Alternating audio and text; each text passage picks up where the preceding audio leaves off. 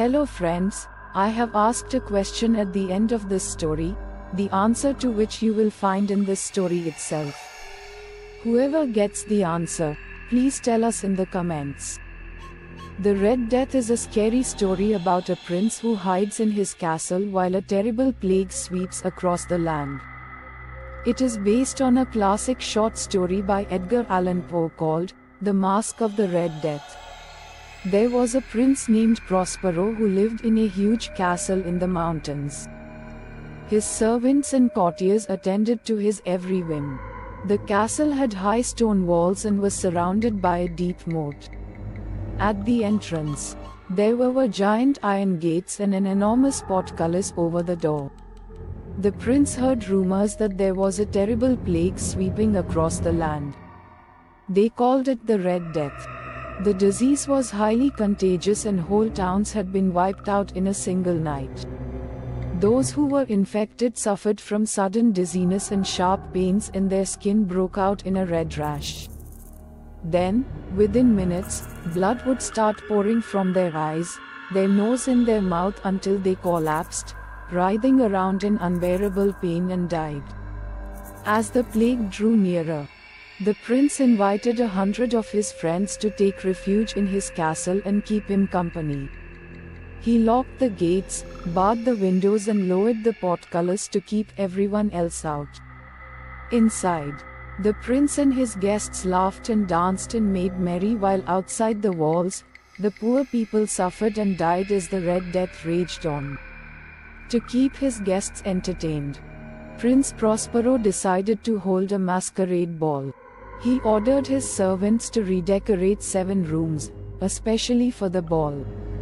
The first room was painted blue, from floor to ceiling. The second was pink, the third was green, the fourth was orange, the fifth was white and the sixth was purple. The 7th room was completely black. The walls and ceiling were painted black. The carpet on the floor was black. The curtains that hung from the walls were made of black satin. All of the furniture was upholstered in black velvet.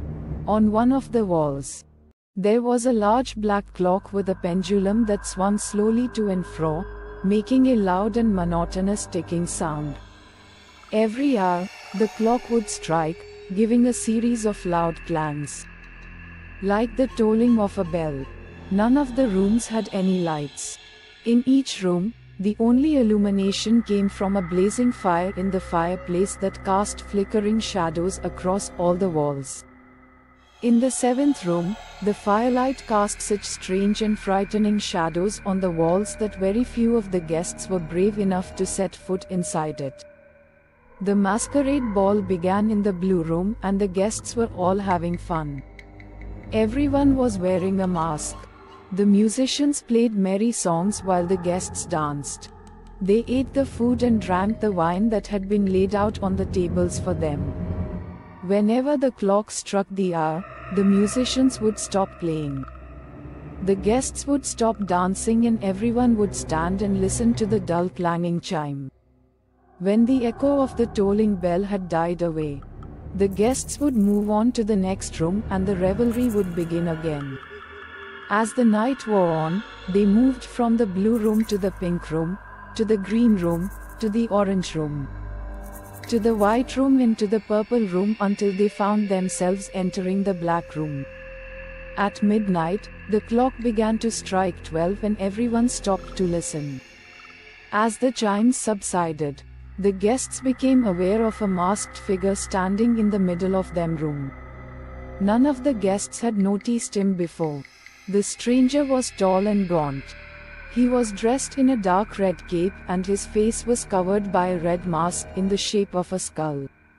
When Prince Prospero caught sight of the figure standing among the guests, he shuddered with anger. "Who are you?" he demanded hoarsely.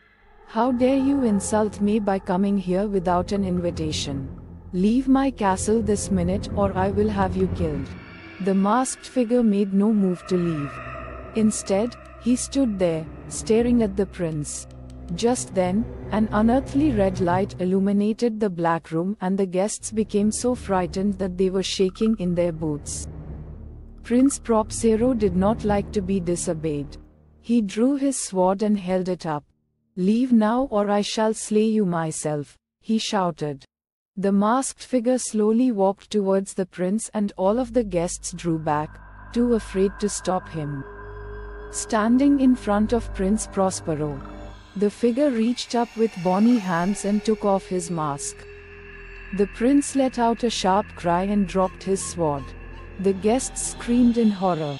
Behind the mask, there was no face at all. Just an empty black void.